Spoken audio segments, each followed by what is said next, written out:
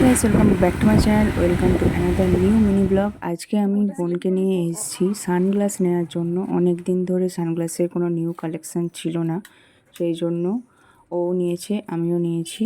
তো এই দুটোই আমরা লাস্ট ফাইনাল করে নিয়েছি। আর এরপরে আমার প্রচণ্ড গরম লাগছিল, তাই ভাবলাম কিছু ঠান্ডা জিনিস খেতে যাওয়া যাক। তাই চলে এলাম একটা পেস্ট্রির দোকানে। এখানে অনেক দিনের পুরনো, খুব ফেমাস দই লস্যি বানায়।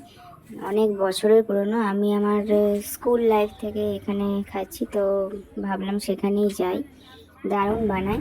তো সেটা খেয়ে এখন এবার চলে যাচ্ছি বাড়ি।